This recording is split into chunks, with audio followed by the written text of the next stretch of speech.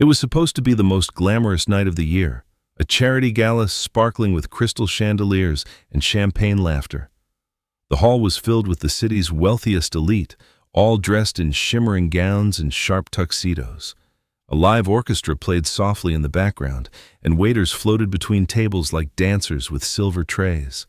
But behind the glittering smiles and polite conversations, one small boy stood quietly near the dessert table, clutching a tiny plate of cake he hadn't touched. His name was Ethan, only 10 years old. He wore a suit too big for him, the sleeves hanging past his wrists. His eyes, though bright, carried the weight of loneliness far beyond his age. Around him, adults talked, laughed, and posed for pictures. But no one noticed the boy. Not even his stepmother, Victoria Hale, the glamorous socialite hosting the gala, except when he did something wrong. As the night went on, Ethan accidentally brushed against a tray, spilling a few drops of juice onto Victoria's sparkling gown. It wasn't much, just a tiny red stain. But in the world Victoria lived in, where image meant everything, that stain was a declaration of war. The crowd gasped when her hand shot up. The sound of her palm meeting his cheek echoed louder than the orchestra. The room fell silent. Ethan froze, eyes wide with shock, his small hands trembling. For a split second, he looked at her, not with anger, but confusion. "I'm sorry," he whispered, barely audible. Victoria's voice sliced through the silence. "Sorry? Do you have any idea how much this dress costs?" she snapped, her tone sharp and venomous. "You're nothing but a spoiled burden." A few guests looked away, embarrassed. Others pretended not to see. The boy's lip quivered, but he didn't cry. He simply lowered his head, as if used to such moments. Up above, hidden behind the glowing chandeliers, a small black camera blinked red, recording every word, every tear, every cruel gesture. The orchestra started again, awkwardly, trying to drown out the tension. Victoria forced a smile and returned to mingling, pretending nothing had happened. But the damage was done. Ethan stood alone in the corner, rubbing his cheek, wishing he could disappear. He didn't know that hundreds of eyes would soon see what had just happened, that a simple security camera was about to change his life forever. Across the room, a waiter whispered to another, "Someone should call child services." The other shook his head. "You don't mess with people like her," he murmured. Meanwhile, Ethan wandered toward the hallway, looking for a quiet place to hide. He stopped by a mirror and saw the red mark still burning on his face. He touched it gently, his reflection staring back, not as a child, but as someone silently enduring something much heavier than a slap. Behind him, Victoria laughed loudly, her voice echoing through the hall, pretending everything was fine. But the truth was already captured. Frozen inside a tiny camera lens no one noticed. Later that night, when the gala ended and the guests left, a young technician in charge of the event's security footage packed his equipment. He paused, replaying the clip he had accidentally recorded. The scene played again. The slap, the gasp, the silence. He frowned, realizing what he had. He copied the file onto a flash drive, his fingers trembling slightly. He didn't know why he did it. Maybe it was instinct. Maybe it was conscience. But something told him this footage wasn't just a clip. It was evidence. And by the next morning, the entire world would see it. By sunrise, the city had a new obsession. The video, a 30-second clip of a beautiful woman slapping a 10-year-old boy at a high-class gala, had exploded across every social platform. The title alone was enough to set fire. Socialite abuses child in public. Within hours, millions had seen it. By noon, it was on morning talk shows. By evening, Victoria Hale's name was everywhere, and not in the way she had built her empire for. Her phone buzzed non-stop. Messages, notifications, calls from journalists. Her PR team begged her to make a statement, but Victoria only stared blankly at the screen. She had spent years constructing an image of elegance and power. Now, one slap had reduced her to a villain overnight. Delete it. Make it disappear, she hissed to her assistant. We tried, the woman whispered nervously, but it's everywhere now. Every account, every blog, even international news outlets. In another part of the city, Ethan sat quietly in his small room, unaware of the storm he had caused. He was banned from watching TV, but that didn't stop the whispers. At school, children pointed and laughed. Hey, that's the kid who got slapped, one boy shouted in the hallway. The laughter stung worse than the slap itself. Ethan wanted to disappear. When he got home that afternoon, reporters were camped outside the gate. Microphones waved in the air. Ethan, do you want to say anything about what happened? One shouted. He froze. A hand grabbed his shoulder. Victoria's. She pulled him close, smiling tightly at the cameras. My son and I are perfectly fine, she said sweetly, her voice dripping with fake charm. But when they went inside and the door closed, her face changed. You've embarrassed me enough, she spat, her tone low and cold. Do you even realize what you've done? Ethan didn't understand. I didn't post it, he said softly. Victoria turned away, gripping a glass of wine. You don't have to. You ruin everything just by existing. Those words cut deeper than the slap. He went to his room, sat on the floor, and hugged his knees. Outside his window, the flash of cameras painted the night sky white. Somewhere deep down, he wished someone, anyone, would believe his side of the story. Meanwhile, the online world split in two. Some defended Victoria, calling it a disciplinary misunderstanding. Others called her a monster. Hashtags flooded the internet. Hashtag justice for Ethan. Hashtag stop child abuse. Hashtag Victoria Hale exposed. People dug through her past interviews, twisting her words, making memes. Brands started cutting ties. A TV anchor's voice boomed across living rooms. Sources confirm the boy in the viral video is not Victoria Hale's biological son. He is her stepson from her husband's previous marriage. That one sentence flipped the entire narrative. People started asking questions. Where was the boy's real father? Why wasn't he protecting his son? Ethan overheard the report from behind a cracked door. His heart skipped. Real father? He hadn't heard that phrase in years. His mom used to whisper stories about him, a man kind and smart who used to call Ethan his little star. But those memories were blurry, hidden behind years of silence. That night, as Victoria sat alone in her marble kitchen, she received a call from an unknown number. A man's voice spoke calmly. This is about the boy. She froze. Who is this? But the line went dead. Across town, a man in a dark suit watched the same viral video from a private office overlooking the city. His jaw tightened as the screen replayed the slap again and again. The world only saw a scandal. But he saw something else. He saw his son. And for the first time in 10 years, he decided to come back. Ethan's room was small, smaller than the walk-in closet his stepmother used for her designer shoes. The walls were pale blue, chipped in corners where the paint had peeled. A single desk lamp flickered weakly, casting long shadows across the floor. On the desk sat a framed photo of his real mother, smiling softly in a summer dress. She had passed away 5 years ago. Sometimes, when the house was quiet, Ethan would whisper to that photo as if she could still hear him. Mom, I wish you were here, he murmured one night, tracing her face with his finger. Life since her passing had been a blur of confusion and fear.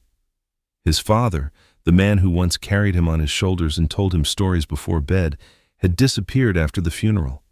He said he needed time to heal, to travel for business. Then the calls stopped. Months later, a new woman entered Ethan's life, Victoria Hale.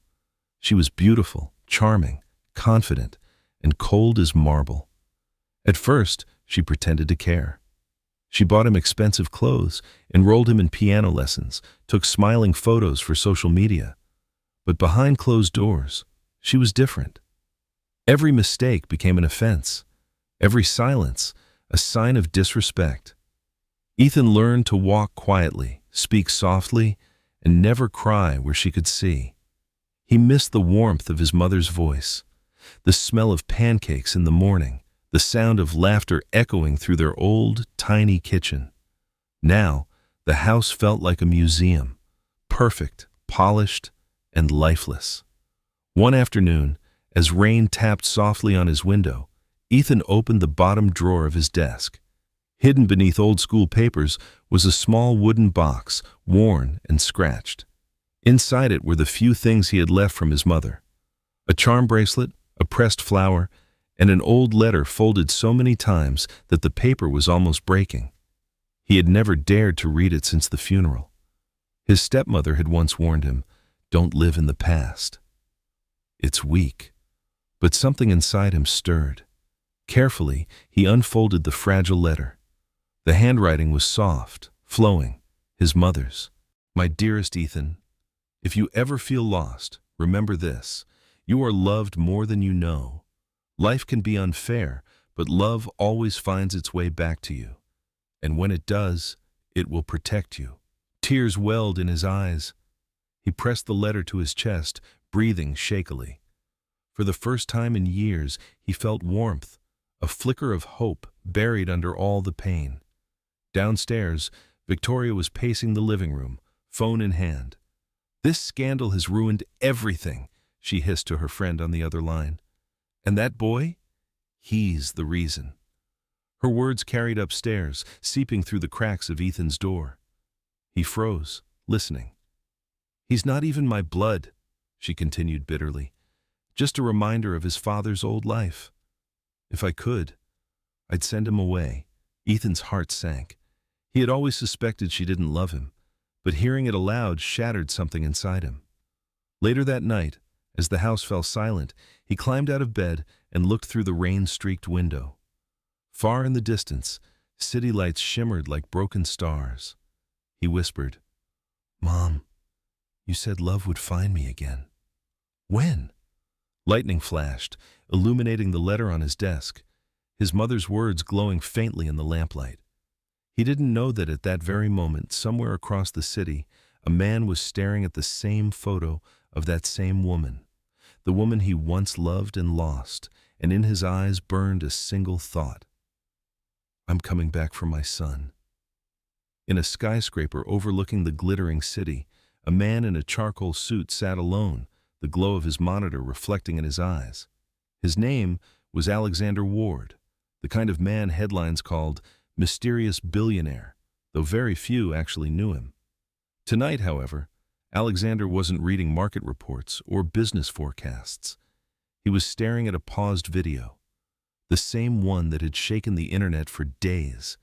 The moment the woman's hand struck the boy's face, the man's jaw clenched, his knuckles whitened. It had been nearly 10 years since he had last seen that face, smaller, softer, smiling up at him through missing baby teeth. "Daddy, look! I drew you a rocket ship." The memory hit him like a blade. He had missed his son's first day of school, his first piano recital, every birthday after his mother's funeral. He had told himself it was for the best, that Ethan would be safer, more stable with Victoria's influence after his own business spiraled into chaos. But now, watching his son flinch from that woman's hand, he realized the truth. He hadn't protected Ethan at all. He had abandoned him. His assistant Jordan entered quietly. "Sir, your flight to Zurich leaves in 3 hours." Alexander didn't look up. "Cancel it." "Cancel, sir. I'm not leaving this city until I find that boy." Jordan hesitated. "If you go public, it could cause a scandal. Victoria Hale is your ex-wife's former friend. She's well connected. If this goes wrong, it could destroy both of your reputations." Alexander's voice turned cold. "She already destroyed something far more important." He turned off the monitor and stood, his reflection sharp in the glass behind him. A man torn between power and regret. Outside, lightning streaked across the skyline, casting flashes over the skyscrapers. It felt like the storm inside him had found its reflection in the sky. Meanwhile, his phone buzzed. An email. Unfamiliar sender. The subject line read, "You should see what she's done when cameras aren't watching." Attached were several video files from inside Victoria's mansion, security footage. His breath caught as he opened the first clip, the woman scolding Ethan for spilling milk, throwing a plate across the table. Another clip showed the boy cleaning floors while she scrolled through her phone, ignoring him. Alexander's chest tightened with anger, but beneath the rage was guilt, thick and suffocating. He had once loved Victoria for her charm, her confidence, her ambition. He had believed she could give Ethan a stable home after his wife passed away. Now, all he could see was a mask, a woman obsessed with appearances and control. He poured himself a drink but didn't touch it. Instead, he stared at the city lights below, his thoughts heavy. Somewhere out there, his son was sleeping in fear, while the world judged him online. He couldn't undo the past, but he could stop this nightmare now. He dialed a number. "Get me everything you can on Victoria Hale. Assets, contracts, accounts, contacts." Quietly, "Understood, sir." Before hanging up, he added, "And find out who's protecting that boy. I want to know if he has anyone left."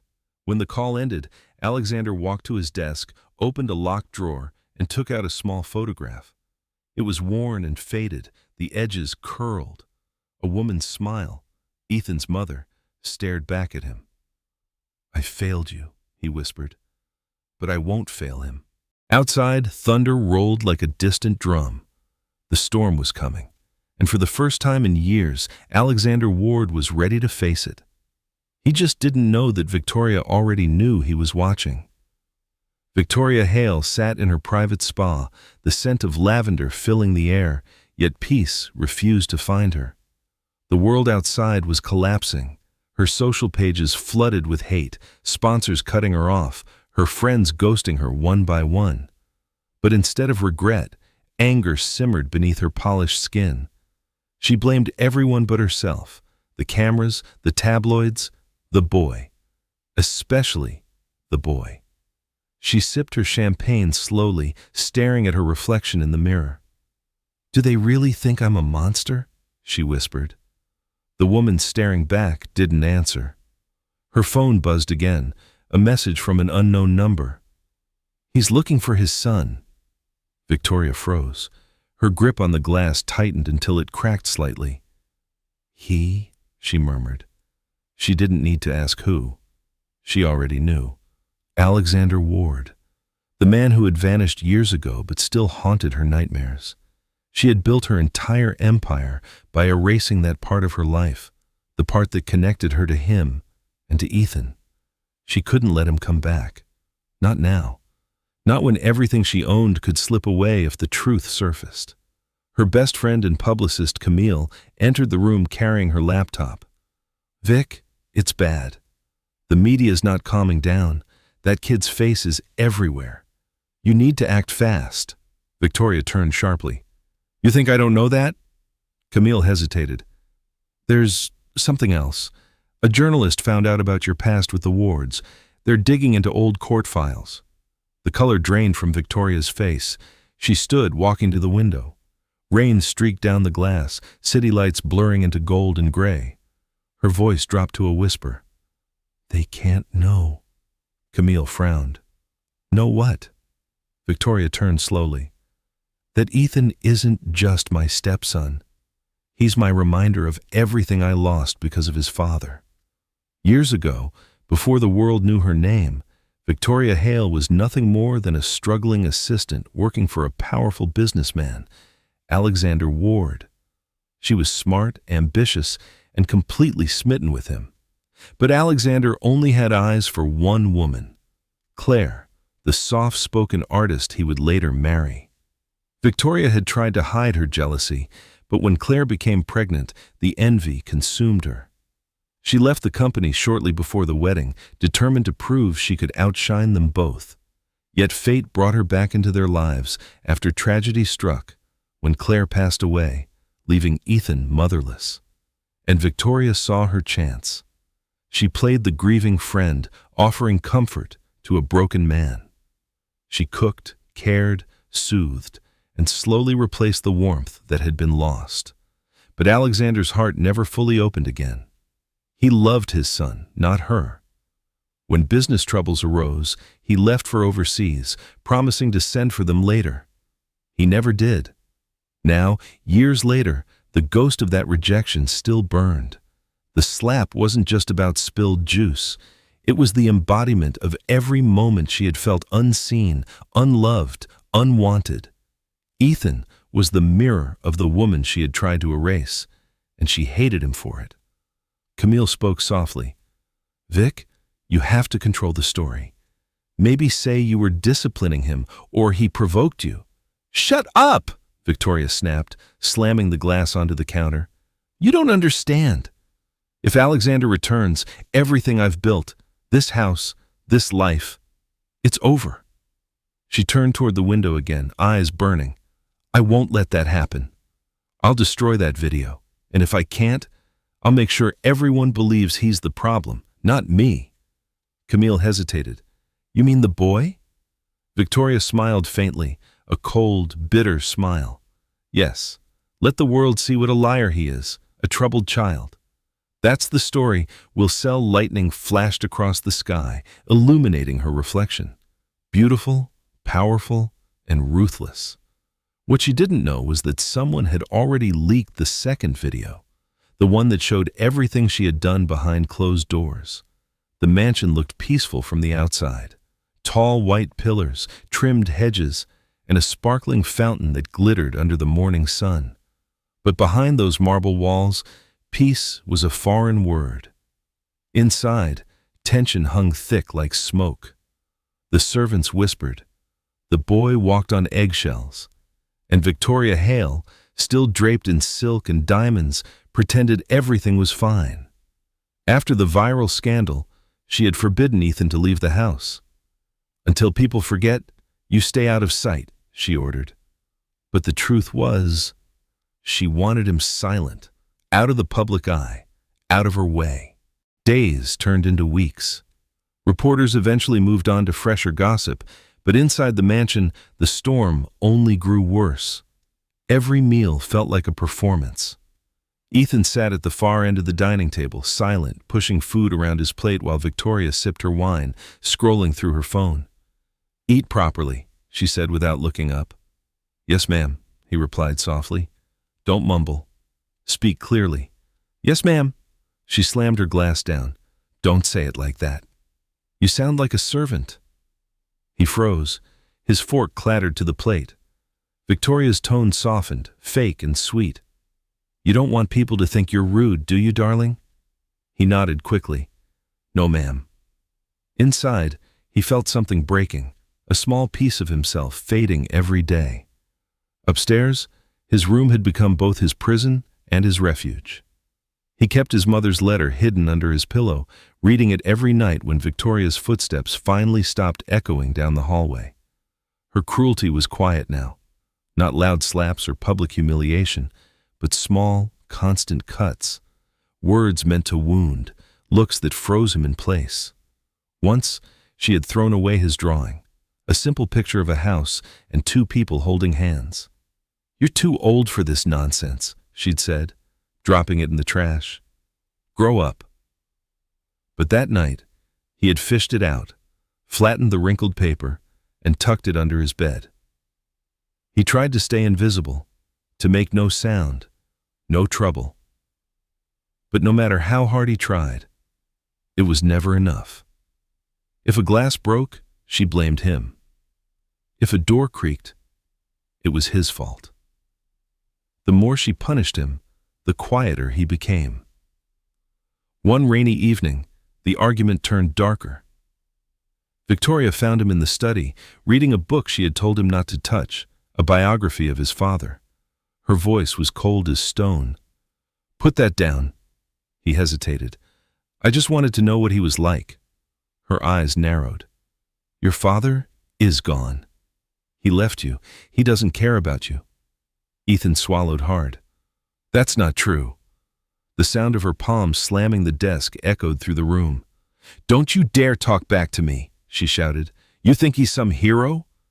He's the reason your mother's gone." Ethan stepped back, stunned. "What did you say?" Her breath caught. She had gone too far. But before she could take it back, the boy ran upstairs, tears burning his eyes. He locked his door and collapsed to the floor, shaking. In the hallway, Victoria stood frozen, gripping the doorframe. For a fleeting moment, guilt flickered in her chest. But then, anger drowned it. "Ungrateful little brat," she muttered, turning away. That night, Ethan dreamed of his mother again. She stood by a window, smiling sadly. "Be brave," she whispered. "Someone is coming for you." He woke up, startled, his heart pounding. Downstairs, a phone buzzed on Victoria's nightstand. A new message appeared on the screen. "We need to talk about Ethan. You've gone too far." And this time the message came from Alexander Ward himself. The next morning began like every other, silent, cold, and heavy. Ethan sat by the window, tracing fog circles on the glass as the sky outside turned from gray to gold. Downstairs, Victoria's heels clicked sharply across the marble floor. She was on the phone again, her voice cutting through the air like a blade. "I told you to delete every copy," she hissed. "That video should not exist anymore." The man on the other end stammered, "Ma'am, we did. But someone sold the original feed from the event security system. There's nothing we can—" Victoria hung up before he could finish. Her reflection glared back at her from the mirror above the fireplace. Perfect makeup, perfect posture, perfect lies. But beneath it all, fear flickered. Someone out there still had proof, not just of that slap, but of something worse. Because what the public didn't know was that the camera at the gala hadn't only captured one moment. It had been recording all night. Every glance, every word, every whisper. And somewhere in those unseen hours, Victoria had said something she never meant to be heard. In the video's background, after the slap, her voice could be heard muttering to her friend, "That boy shouldn't even exist. If it weren't for his mother, I'd have everything." Those words, buried in the audio, were enough to change everything. Meanwhile, in another part of the city, Alexander Ward sat in his office with his laptop open, listening to the same clip. His assistant, Jordan, stood beside him, pale-faced. "She knew Claire," Jordan said quietly. "All this time, she knew your late wife." Alexander didn't reply. He was staring at the frozen frame. Victoria's face twisted in anger, the boy flinching away. The room around him felt smaller, the air heavier. "I need the original file," he said finally, "and I need it before she destroys it." Jordan nodded. "We already have someone working on it. But sir, there's something else. The video also recorded a conversation between her and a man named Colin Bryce, the lawyer who handled your custody papers years ago." Alexander's head snapped up. "What conversation?" Jordan hesitated. "It suggests she forged part of the custody agreement. You were supposed to have shared custody after Claire passed, but the document was changed." Alexander stood abruptly, fury flashing across his face. "She stole my son." At that same moment, Ethan wandered into the library downstairs, drawn by curiosity. He had overheard Victoria talking earlier, something about deleting evidence. His heart pounded as he tiptoed to the study. On the desk, her laptop screen still glowed, open to a folder titled Private Files. He hesitated, then clicked. Videos, dozens of them. Each dated, each labeled with cold precision. Dinner, discipline, gala. His hand trembled as he opened one. The image of himself appeared, younger, smaller, sitting on the floor crying as Victoria's voice yelled from behind the camera. He gasped and shut the laptop. But before he could run, a shadow fell across the doorway. Victoria stood there, silent, her face unreadable. "What do you think you're doing?" she asked, voice low. Ethan froze. I didn't mean to." She crossed the room slowly. You've been spying on me? Going through my things? I just wanted to know why you hate me, he blurted out, tears filling his eyes. Why can't you just— Enough, she shouted, slamming the laptop shut. You have no idea what you've done. She grabbed the device, clutching it to her chest, breathing hard. For a moment, Ethan thought she might hit him again. But instead, she whispered something that sent chills through him. If anyone sees these videos, we both go down. You understand? Both of us. Ethan backed away, confused, frightened. But what neither of them knew was that Alexander Ward already had a copy of everything, every scream, every tear, every cruel word. And the next time Victoria looked into a camera, the whole world would see the truth. The city's night was alive with sirens and headlights, but in a quiet neighborhood far from the noise, a black car idled in the rain. Inside, Alexander Ward sat in the driver's seat, staring through the windshield at the mansion where his son lived. He hadn't been this close in nearly a decade. Through the tall iron gates, he could see the faint glow of lights from an upstairs window, Ethan's window. He clenched the steering wheel. He's right there, he whispered, almost afraid to believe it. Jordan sat in the passenger seat, holding a small envelope. We've gathered everything, he said quietly. The video files, the fake custody agreement, the financial transfers. If you want to go public, this will destroy her. Alexander didn't answer. His eyes stayed fixed on the window. If I go public now, Ethan becomes a headline. I don't want him dragged through this circus again. I want to get him out. Clean, Jordan nodded. Then we start from the inside. You need to make contact with him. Privately, Alexander turned to him slowly. I will. The rain tapped harder against the roof. Every drop felt like a second lost. Finally, he opened the car door and stepped into the cold. He walked to the gate, slipping past the shadows, moving like a man with nothing left to lose.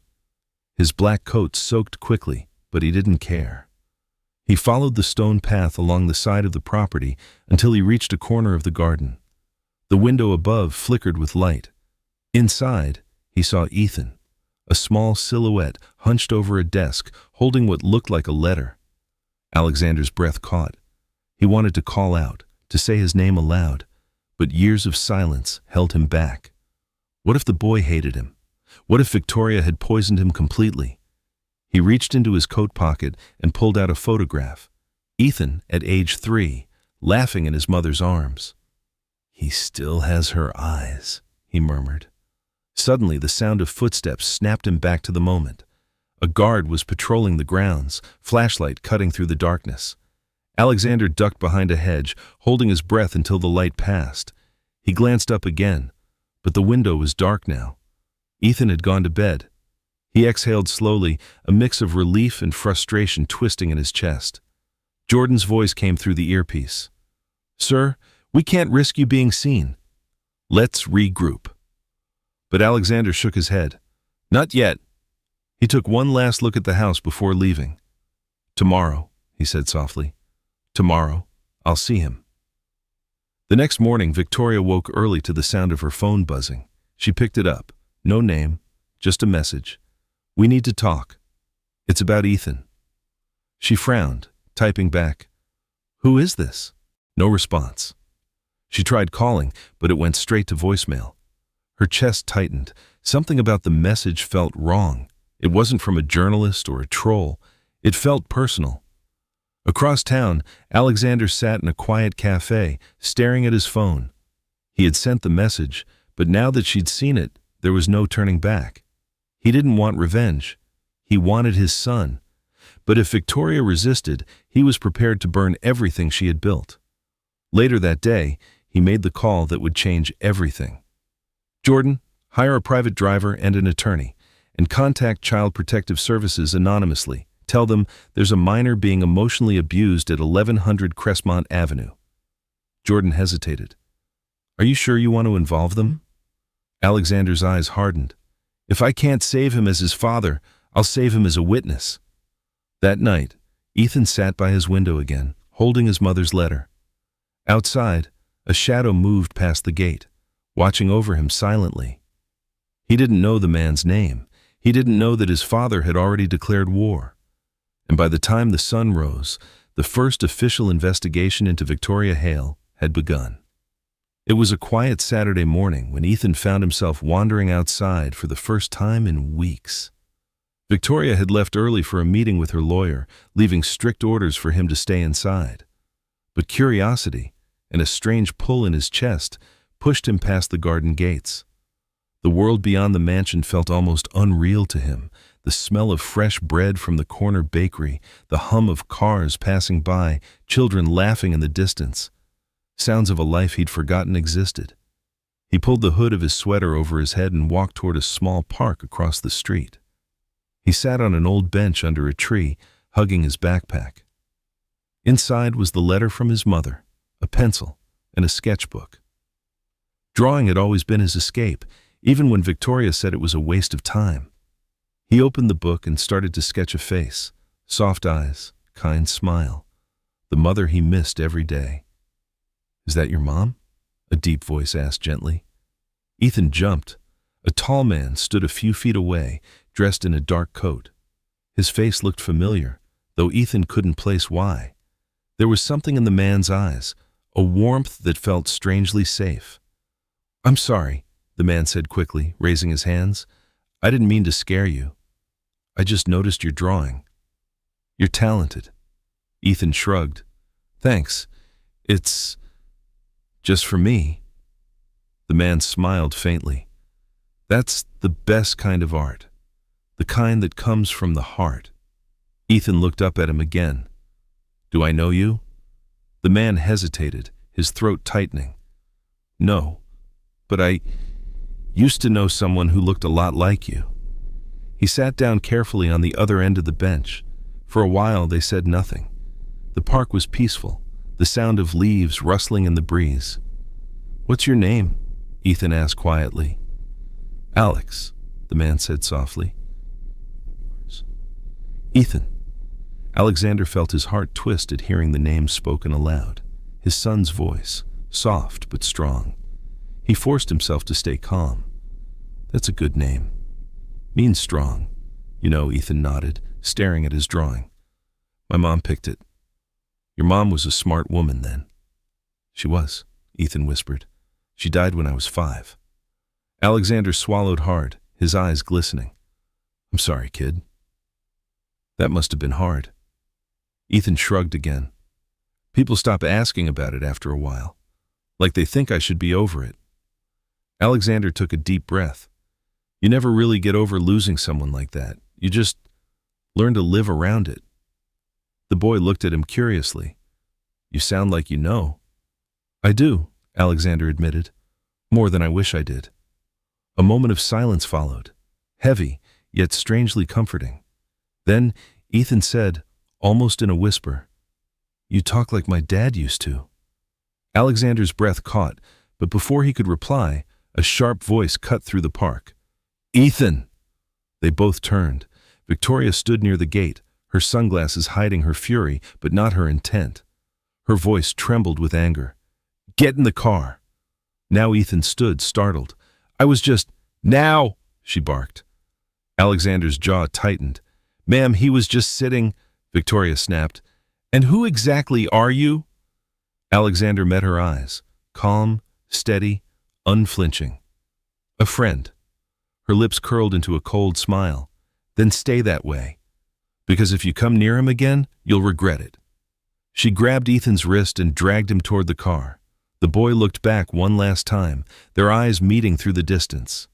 Alexander raised a hand in a silent promise. Later, as Victoria's car disappeared down the road, Alexander whispered to himself, "Don't worry, son. You'll never have to hide again." What he didn't know was that Victoria had already recognized him, and she was planning her counterattack. Victoria Hale slammed the car door so hard the sound echoed across the driveway. Her knuckles turned white around the steering wheel as she glared at her reflection in the rearview mirror. Behind her, Ethan sat silently, his small frame pressed against the window, eyes red from holding back tears. "Who was that man?" she demanded. Ethan hesitated, He said his name was Alex. He was just being nice. Nice? She hissed. You don't talk to strangers, do you understand me? He didn't feel like a stranger, Ethan whispered. Her chest tightened, a flash of panic disguised as anger. Enough. Go to your room. Ethan got out quietly and ran upstairs the moment they entered the mansion. Victoria stayed in the car, breathing hard, trying to calm herself. But her mind wouldn't stop spinning. Alex. That name alone made her blood run cold. She hadn't heard anyone call him that in years, not since Alexander Ward walked out of her life and left her with nothing but bitterness and ambition. She had built everything from the ashes of that betrayal. The money, the mansion, the fame. All of it had been her revenge against the world that once pitied her. And now he was back. Inside the house, she poured herself a drink, her hand shaking slightly. Camille arrived a few minutes later, heels clicking across the marble. You look awful, Camille said softly. What happened? He's back, Victoria muttered. Who? Alexander Ward. Camille's eyes widened. The father? How do you know? I saw him today. With Ethan. At the park. Oh my God, Camille whispered. What are you going to do? Victoria downed her drink. What I should have done years ago. Make sure he never gets close to that boy again. Camille frowned. Vic, you can't keep hiding this. If he fights for custody, Victoria cut her off sharply. There is no custody to fight for. The papers are clear. Ethan is mine. Camille hesitated. But those papers, they weren't exactly... Victoria's eyes snapped up deadly. You'll say nothing. Camille swallowed hard. Vic, I was there when you paid Colin Bryce to alter the signatures. If this comes out, it's not just him who'll go down. Victoria turned away, her voice dropping to a whisper. Then it can't come out. Ever Camille took a step closer. Vic, listen to me. You're playing with fire. Alexander's not some man you can manipulate anymore. He's dangerous when it comes to that boy. Victoria set her glass down, her tone icy. Then I'll make the world see him as a threat. I'll make him look unfit, unstable, a danger to his own son. She walked to her study and opened her laptop, pulling up the folder of private videos. With a few keystrokes, she clipped one, the scene where Ethan flinched away from her after being yelled at.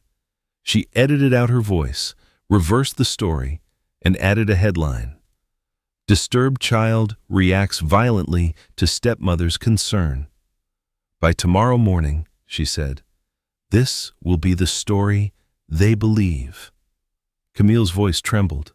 You're going to destroy that boy's life just to save your image? Victoria turned slowly, eyes cold and wet with fury. That boy ruined my life the moment he was born. I'm just taking it back. The silence that followed was suffocating. Camille shook her head. You're not the victim anymore, Vic. You're the villain. Victoria's hand trembled slightly, but her mask never cracked. Villains win when they're smarter. And I always am. As Camille left the mansion, she looked back once, whispering to herself, not this time. That night, while Victoria uploaded her edited video, Camille secretly forwarded every real file she had, the uncut truth, to a private email labeled Alexander Ward. By dawn, the war between truth and lies had officially begun. By morning, the world woke to chaos. News anchors spoke in urgent tones, headlines flashed across every major network, and social media boiled like a pot left too long on the stove. The story was everywhere, but not the story Victoria expected. Instead of her edited video, the real footage had surfaced, the raw, uncut version showing months of emotional abuse, every cruel word, every cold threat. Someone had leaked it overnight. No commentary, no edits, just truth. The video opened with a date stamp, proof of time. In one clip, Victoria could be heard yelling, "You're nothing! You're lucky I even let you live in my house." Another showed Ethan sitting silently at a dinner table, flinching every time she raised her voice.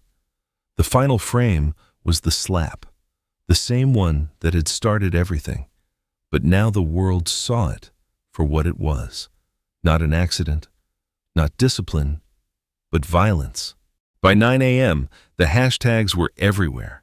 Hashtag justice for Ethan, hashtag Victoria exposed, hashtag protect the boy. Victoria woke to the sound of her phone exploding with messages. She blinked at the screen, confused at first, then horrified. The internet had turned on her.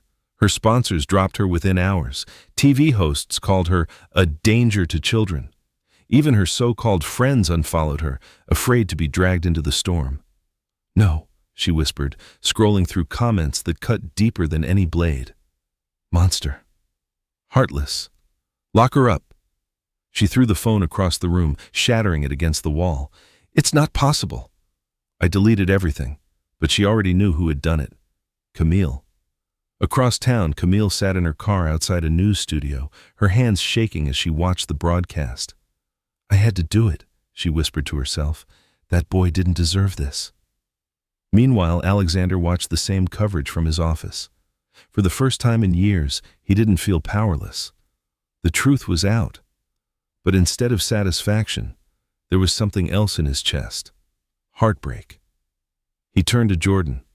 "We can't just sit here." "He needs protection now," Jordan nodded. "I've already called Child Protective Services. They're sending an officer to the Hale residence today." Alexander exhaled slowly. "Good. I'm going too. I want my son to see that I didn't forget him this time." Back at the mansion, Victoria's phone rang. It was her lawyer. "Victoria, you need to calm down," he said urgently.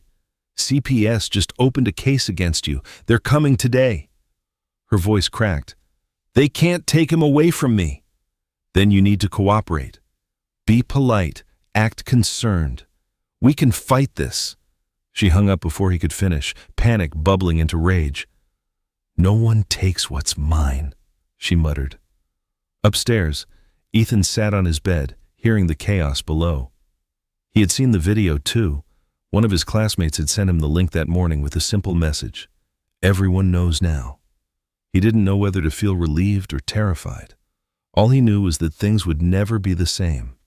He heard a knock at the door. "Ethan," Victoria called, her voice too calm to be real. "Come downstairs.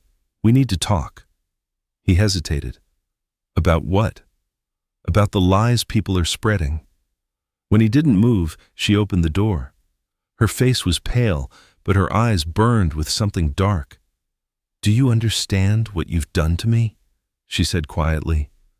"I didn't do anything," he replied. Her lip trembled. Anger or desperation, he couldn't tell. "You think your father will save you?" Ethan froze. "My father?" She smirked bitterly. "Oh, he's coming. But not to rescue you, to destroy me. That's what he's always wanted." Downstairs. The sound of tires screeched outside. A black car pulled up to the gate, followed by a police vehicle. Victoria's smile vanished. She looked out the window and whispered, "He's here." And for the first time, Ethan wasn't afraid. Because the man stepping out of that car was the father he thought he'd lost forever. Rain started to fall as the black car stopped at the gate. Ethan stood by the window, watching through blurred glass as the man stepped out. Tall, composed, yet trembling inside. Alexander Ward. The name he'd only heard whispered in fragments. The father from his mother's stories. The father he had believed was gone forever. Downstairs, Victoria's heels clicked like thunder against the marble floor. "Don't you dare say a word," she hissed, gripping Ethan's wrist. Her nails dug into his skin. "You let me handle this." The front doorbell rang. The sound echoed through the house like a verdict. Victoria smoothed her dress, fixed her smile, and opened the door. "Oh," she said coolly. "Alexander Ward. I see the internet dragged you back into my life." Alexander's expression was calm, but his eyes burned. "I came for my son."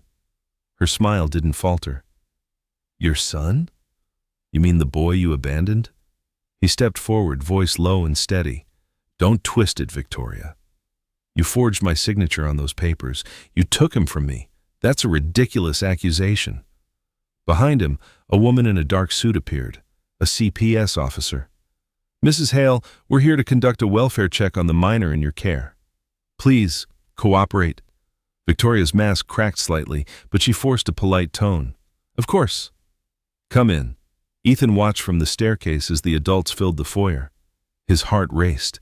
Every instinct told him to run, but his feet were rooted.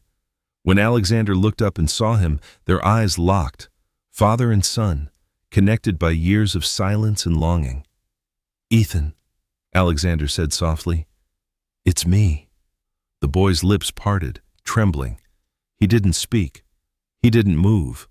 Victoria stepped in front of him like a wall. "You're upsetting him," she snapped. "He doesn't even know you." Alexander's gaze hardened. "That's because you made sure he didn't." The officer stepped forward. "Mrs. Hale, we've received multiple reports of emotional neglect and abuse.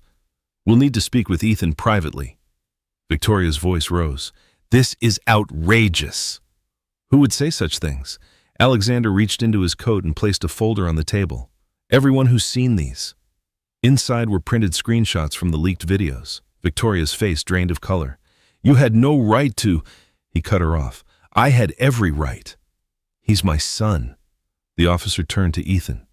"Sweetheart, would you like to talk to me for a few minutes?" Ethan hesitated, glancing between them. Victoria's glare was sharp, warning, but Alexander's eyes, kind and steady, reminded him of something his mother used to say: "Trust the ones who make you feel safe." Slowly, Ethan nodded. "Okay." They moved into the sitting room. The officer spoke gently. "Ethan, has anyone here ever made you feel scared?" He swallowed hard. "Sometimes." "Who?" His voice cracked. "My stepmom. She yells. She says things." "What kind of things?" "That I ruin everything. That I shouldn't have been born." The officer's face tightened. "Thank you, Ethan. You did the right thing by telling me." When they returned to the foyer, Victoria was pacing, her calm slipping away completely. "This is all a setup," she shouted. "He's trying to turn my child against me." Alexander looked at her with quiet sadness. "He was never yours to turn." The officer stepped forward. "Mrs. Hale, for now, Ethan will stay with his father until the investigation is complete." Victoria froze. "You can't take him." Ethan flinched as she reached for his arm, but Alexander stepped between them. "Don't touch him." For the first time, Victoria saw something in his eyes that terrified her. Not anger, but conviction, the kind that couldn't be bought, bribed, or broken. Ethan looked up at his father. "Are you really staying this time?" Alexander knelt, voice trembling. "I'm never leaving again." Outside, the rain kept falling, washing away years of silence. While inside, Victoria realized she had finally lost everything she tried to control. The next few days passed in a blur.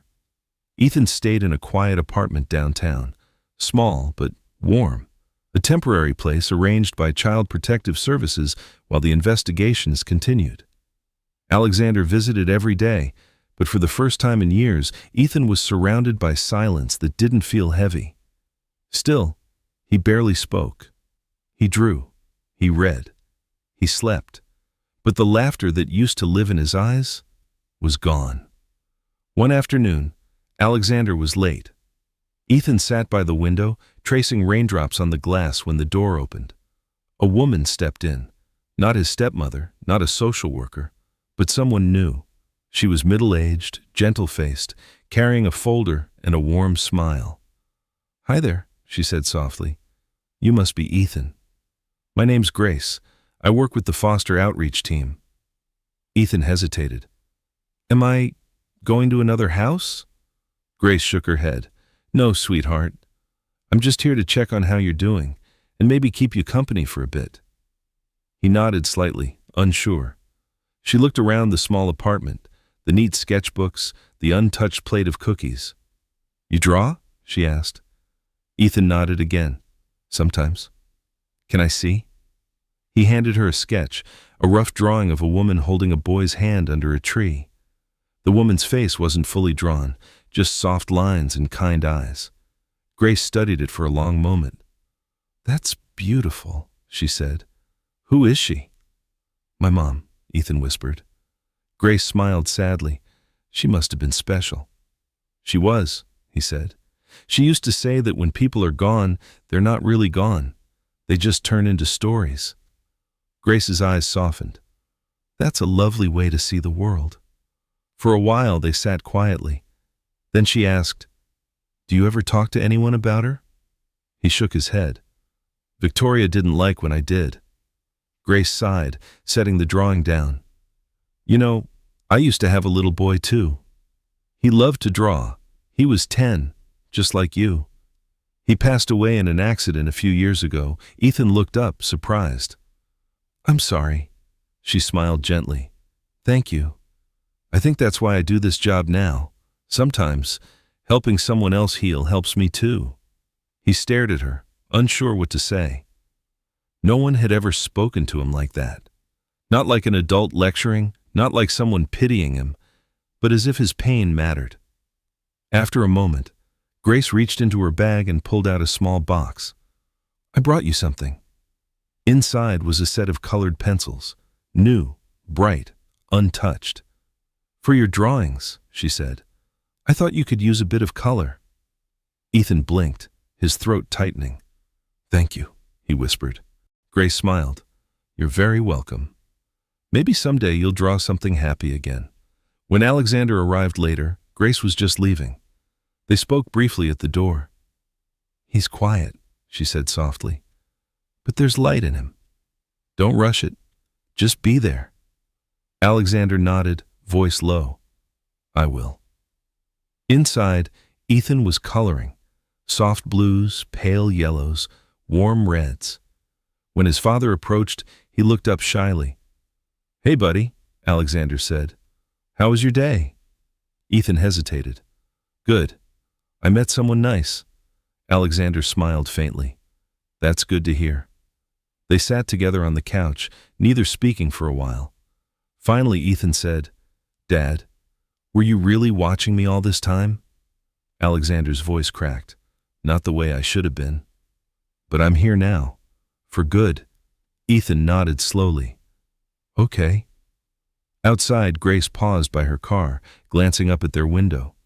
For the first time in years, she saw something she hadn't seen in her own eyes: hope. But across the city, in the Hale mansion, Victoria wasn't finished, and her next move would shatter that fragile peace. The night was heavy with thunder when Victoria Hale returned to her mansion, the same house that once sparkled with parties and laughter. Now it stood silent, cold, and almost haunted. Every light she turned on felt like it exposed her, a ghost inside her own home. Her phone buzzed endlessly, but she ignored every call. Her reputation was ruined, her accounts frozen, her lawyers whispering words like custody loss, criminal negligence, defamation. None of it seemed real. It couldn't end like this. Not after everything she'd done to climb her way here. She poured herself a drink, staring at her reflection in the glass cabinet, mascara smudged, eyes hollow. "You let him take everything," she muttered.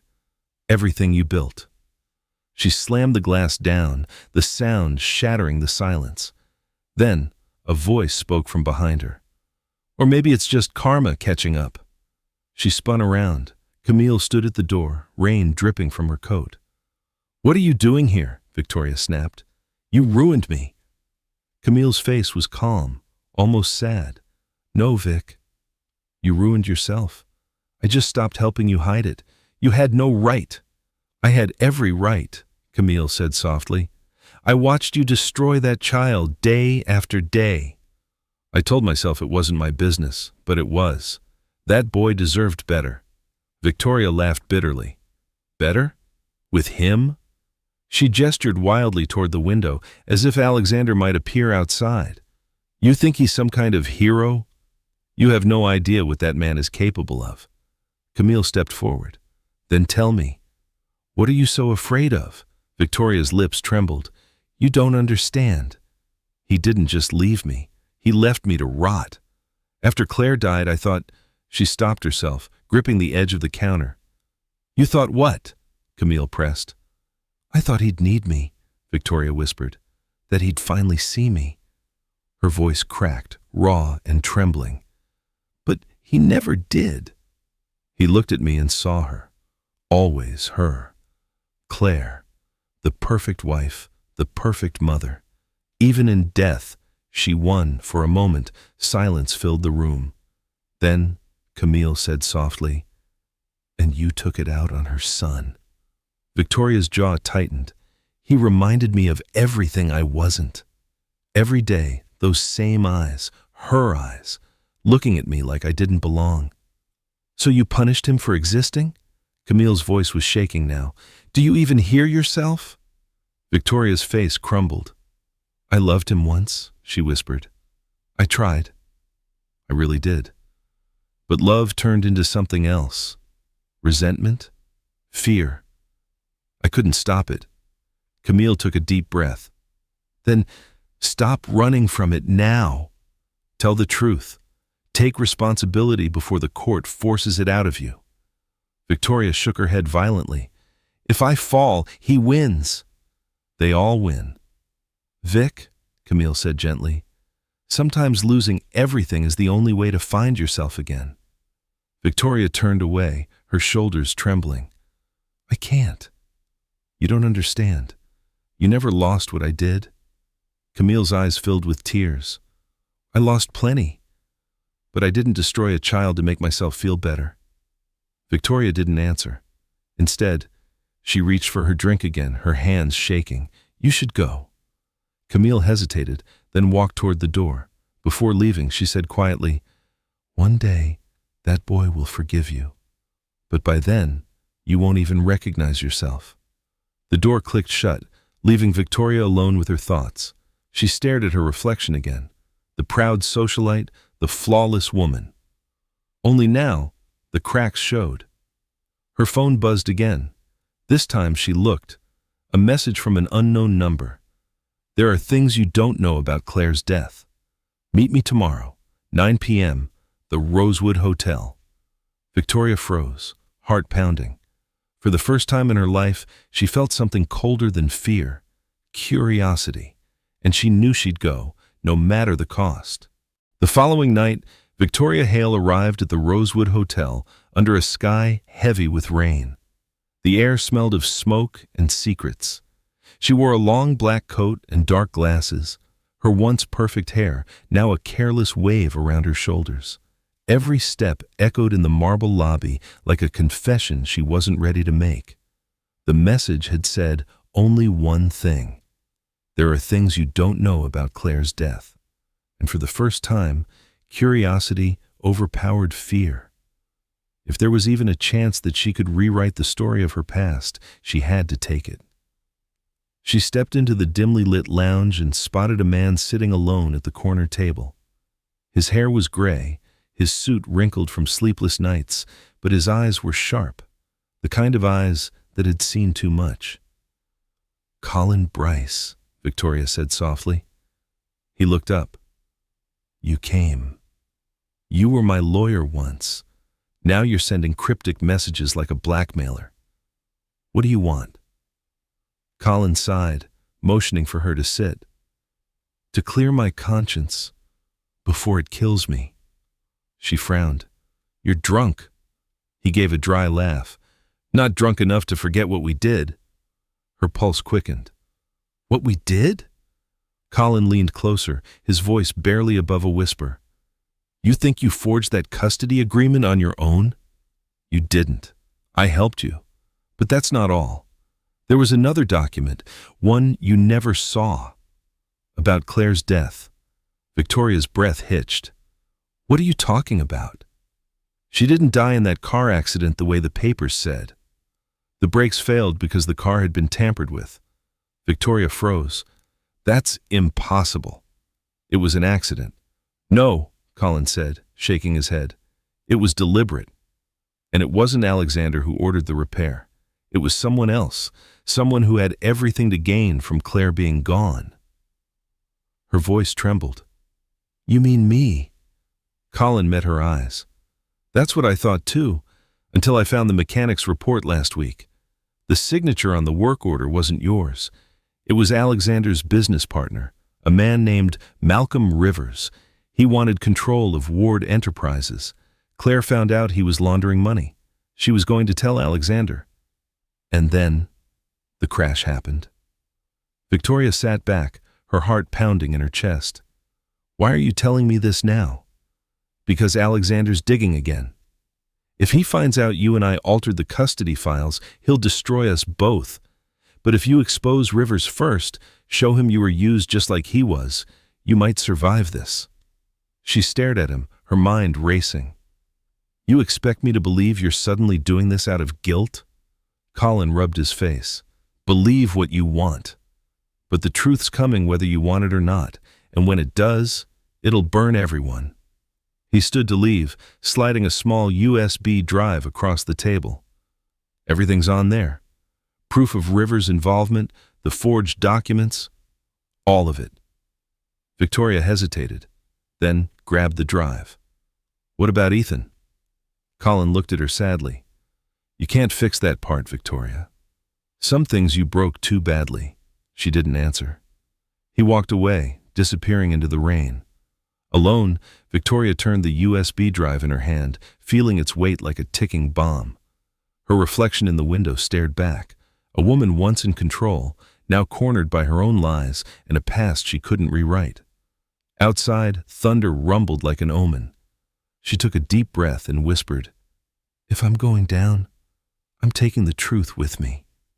What she didn't know was that Alexander had followed her and had heard every single word. Rain fell harder as Alexander Ward watched from his car across the street.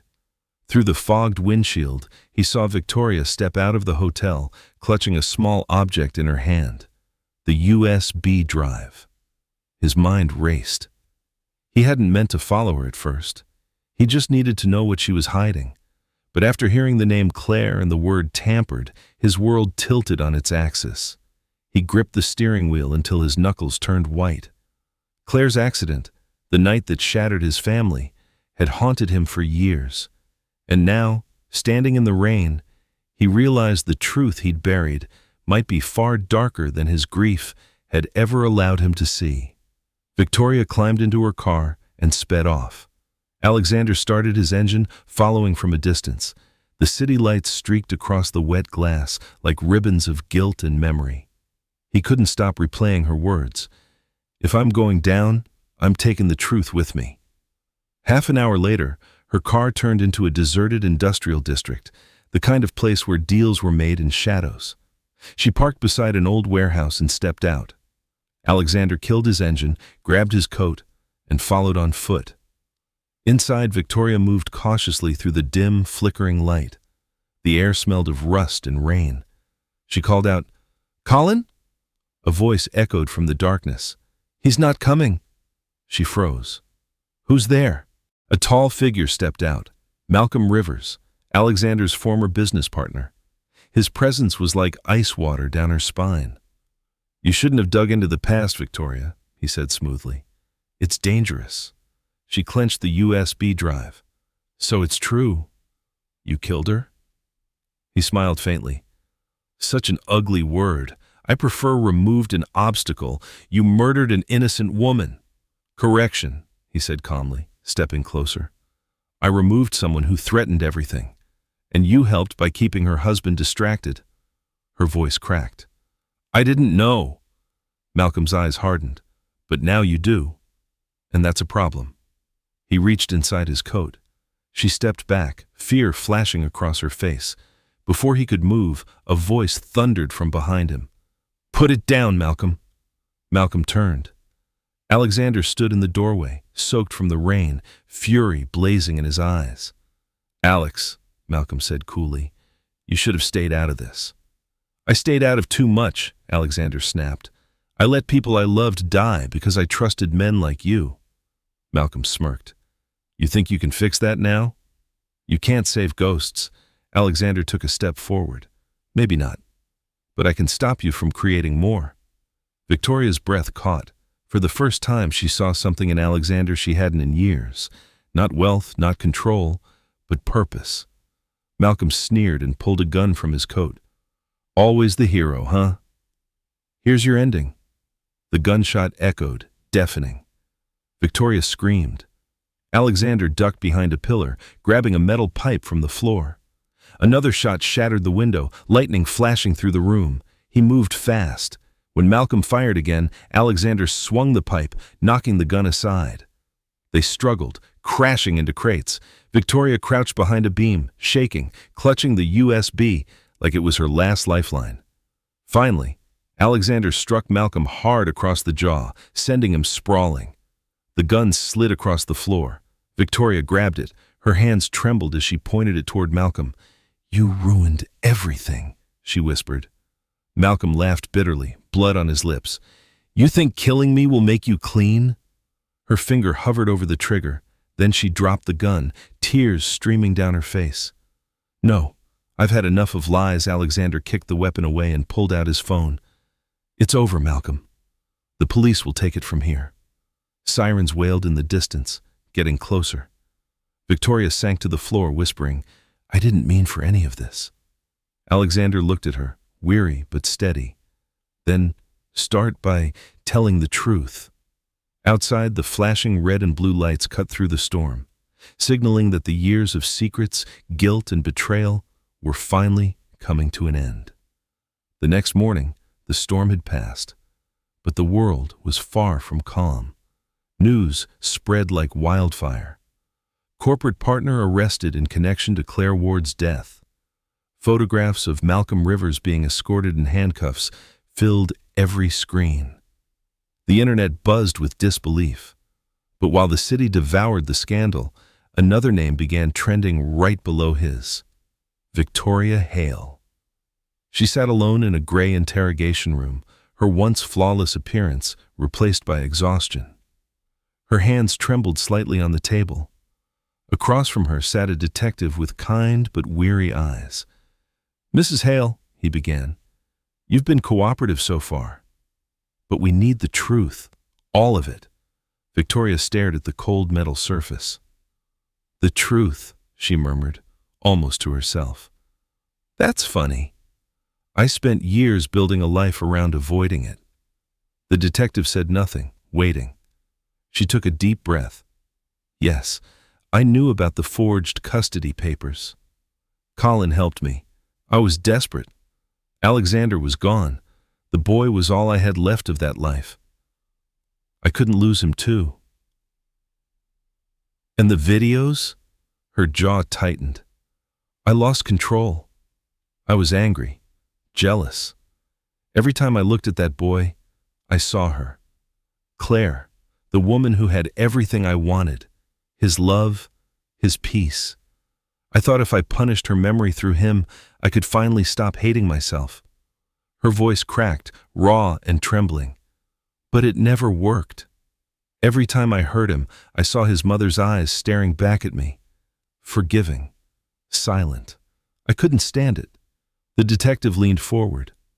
"Mrs. Hale, are you ready to make an official statement?" She hesitated. "If I tell you everything, I lose what little I have left." He met her eyes. "Maybe. Or maybe you finally earned something you've never had. Peace." Victoria looked away. "Peace," she whispered. "That's not for people like me." In another room down the hall, Alexander stood with the district attorney, watching through the glass. He looked older, wearier, but calmer. "She's telling the truth?" he asked quietly. "She's admitting to everything," the DA said. "Forgery, obstruction, and aiding a corporate cover-up. We'll recommend leniency if she cooperates fully." Alexander nodded slowly. "I don't want revenge. I just want Ethan safe." "He will be," the DA assured. Hours later, as Victoria was led out of the precinct in handcuffs, reporters shouted her name. Cameras flashed. Her head hung low, but her steps didn't falter. She didn't cry. She didn't smile. For once, she looked like the truth itself, broken, undeniable, and bare. Across town, Ethan sat in Alexander's apartment, coloring quietly at the kitchen table. Grace sat beside him, sipping tea. "You know," she said softly, "sometimes people hurt others because they're hurting too." Ethan didn't look up. doesn't make it right. No, she agreed, but it helps you understand. And when you understand, you don't have to carry their pain anymore. He thought for a moment, then asked, "Is she going to jail?" Grace hesitated. "Maybe. But what matters is, you're free now." Alexander entered the room, carrying a folded newspaper. He watched his son for a long moment before saying, "How's the drawing coming along?" Ethan smiled faintly. "Almost done?" Alexander sat beside him. On the paper was a sketch of 3 figures, a man, a boy, and a woman standing between them, her hand resting lightly on the boy's shoulder. The woman's face was gentle, almost glowing. "Is that your mom?" Alexander asked. Ethan nodded. "Yeah, but it's not sad anymore." Alexander's eyes filled with quiet emotion. "It's beautiful, Ethan." For the first time, the boy looked up and smiled. "I think she'd like that we're okay now." Outside, the city buzzed with headlines and noise, but inside that small apartment, the only sound was the soft scrape of pencil on paper, the sound of healing.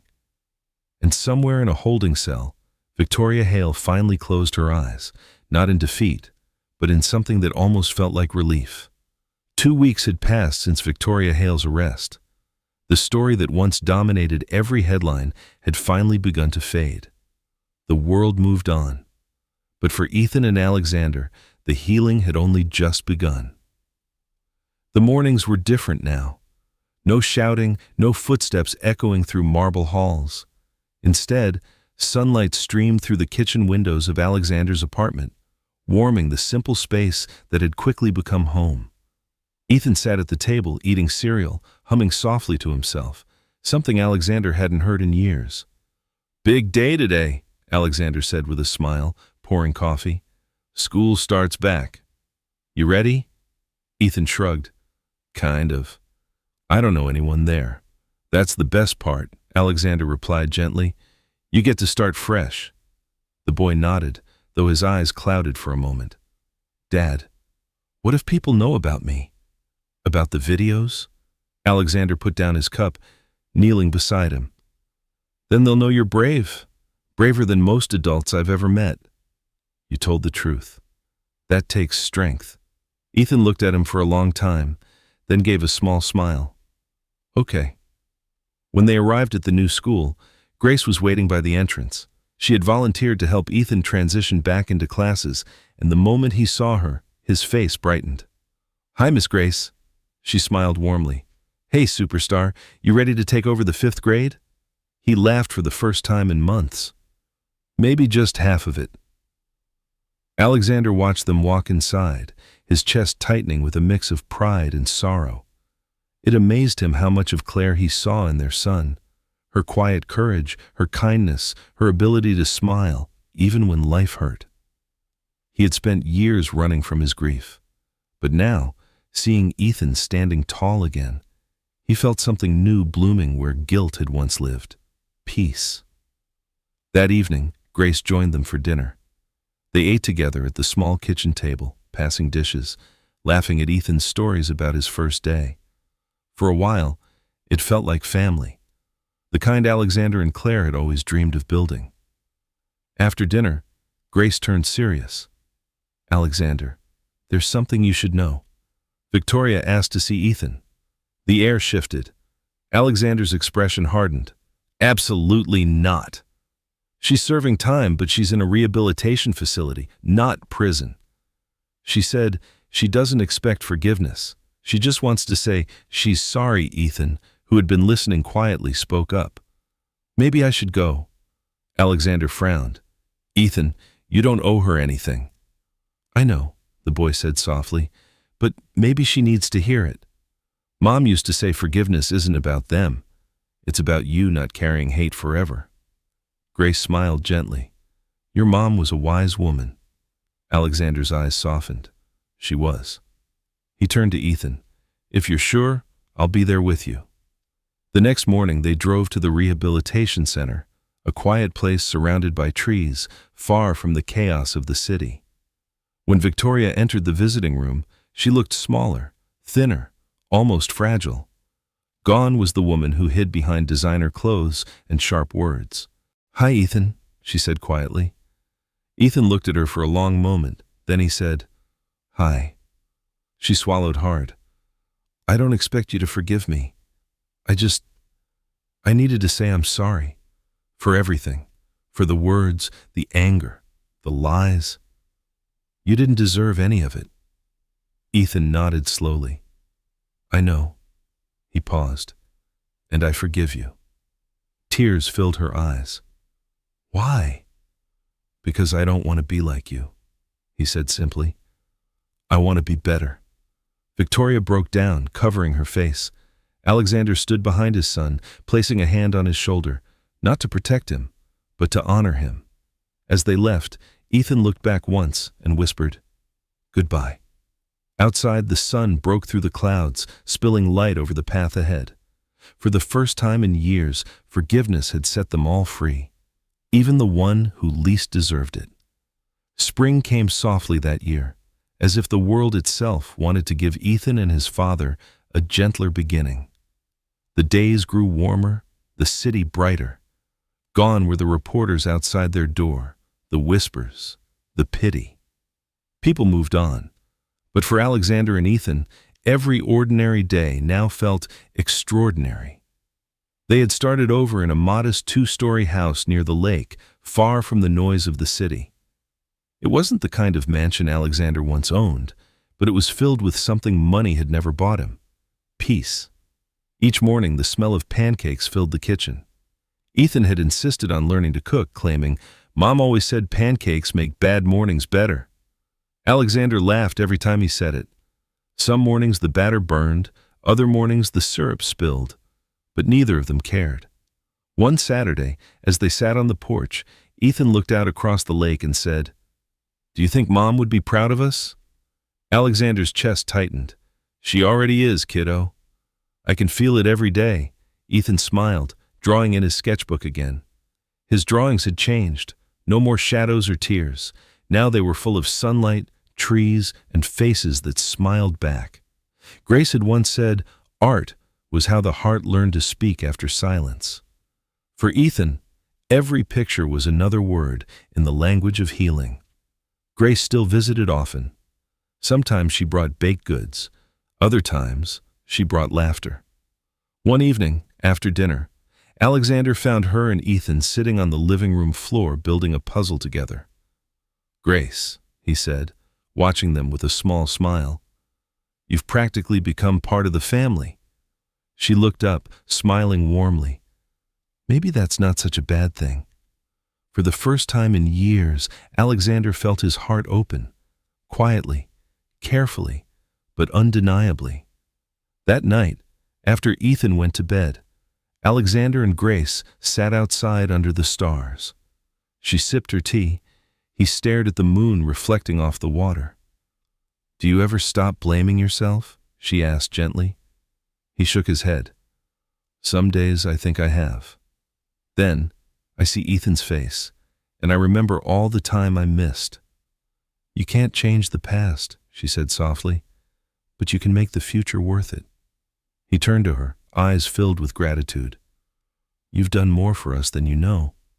She smiled faintly. "You both gave me something too.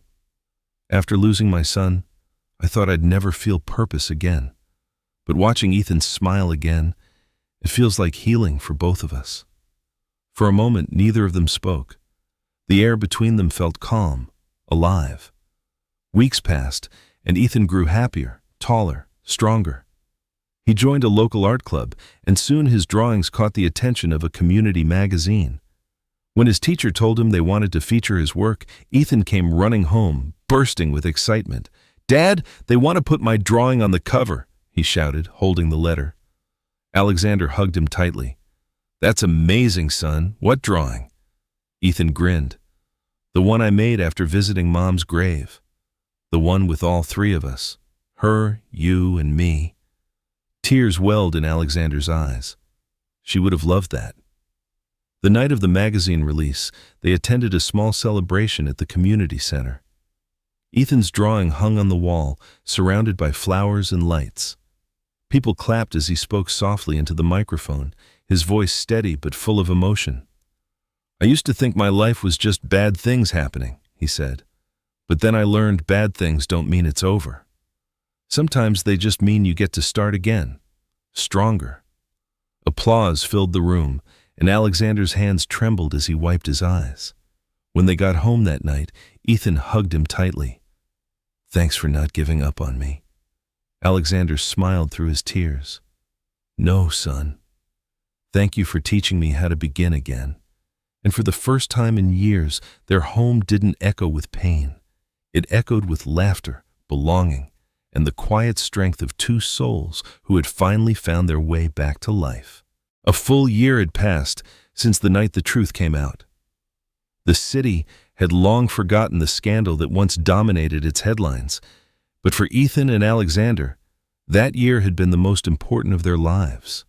It was the year they learned what forgiveness really meant and what it felt like to live without fear. The morning sun poured through the curtains of their lakeside home. Alexander stood by the kitchen window, coffee in hand, watching Ethan run across the yard with a paintbrush. He was working on a mural, his biggest project yet. The local art center had invited him to paint something for their new children's wing. When asked what he wanted to paint, Ethan had said simply, hope. Now, bright colors danced across the wall. A sunrise, two figures holding hands, and a dove flying above them. The sight made Alexander's chest tighten with quiet pride. Grace walked into the kitchen, still wearing her work ID from the outreach center. He's been out there since dawn, she said with a soft laugh. He told me he wants to finish before his birthday tomorrow. Alexander smiled. He gets that determination from his mother. Grace stepped beside him, watching the boy outside, and the courage from his father. Their eyes met, a silent understanding between two people who had both lost and found something irreplaceable.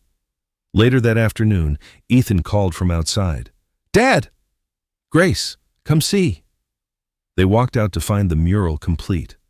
The dove seemed to glow in the sunlight, wings stretched wide as if ready to soar. At the bottom, Ethan had written a small inscription. For Mom, who taught me love never dies. Alexander knelt beside him, voice rough with emotion. It's beautiful, son. She'd be so proud of you. Ethan smiled shyly. I think she's here when the light hits it. Grace blinked back tears. I think she is too.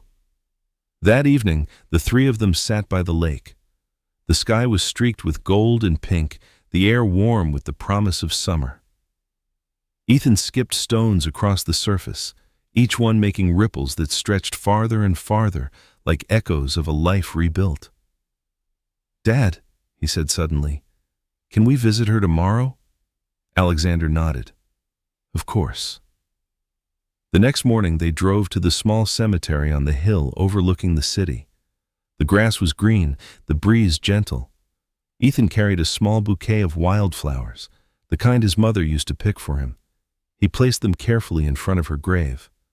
Hi, Mom, he said softly. I turned 11 today. I'm doing good now. School's okay. Dad's actually learning to cook, kind of. He smiled, glancing back at Alexander. I'm not scared anymore. Alexander's eyes filled with tears. He knelt beside his son. She'd be proud of you, Ethan. Of us both. They stood there for a while, the wind whispering through the trees. Then, Ethan reached into his pocket and pulled out one of his drawings, the mural he'd painted. He laid it gently by the flowers.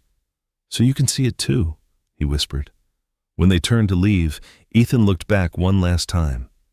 Goodbye, Mom. I'll see you in the light. As they walked down the hill, Alexander wrapped his arm around his son's shoulders. Grace waited by the car, smiling through tears. That night, the small family celebrated Ethan's birthday with laughter, cake, and music. No reporters, no cameras, just peace. When the candles flickered out, Ethan leaned his head against his father's arm. Dad, he said sleepily, do you think bad stories can still have good endings? Alexander smiled. The best ones always do, son. Because they remind us that no matter how dark it gets, there's always a way back to the light. Outside, the stars shimmered above the quiet lake, reflecting on the water like tiny promises. And somewhere beyond the night sky, a gentle spirit smiled, knowing her family had finally found their way home. So, that's how our story comes to an end. But hey, you're still here, aren't you? If you've stayed with us till this very moment, maybe something in this story touched your heart. Maybe it reminded you of your own quiet battles, your own need to heal. Life, as the Stoics said, isn't about avoiding pain, but about finding meaning in it. What stands in the way becomes the way, Marcus Aurelius once wrote. And that's exactly what this story teaches us, that even from brokenness, we can rise stronger, kinder, and more whole. Forgiveness doesn't erase the past, it transforms it. So, my dear friends, if this story made you feel something, hope, peace, or just a little warmth, don't forget to like, share, and subscribe. Let's keep spreading stories that remind us all, no storm lasts forever, and light always finds its way back home.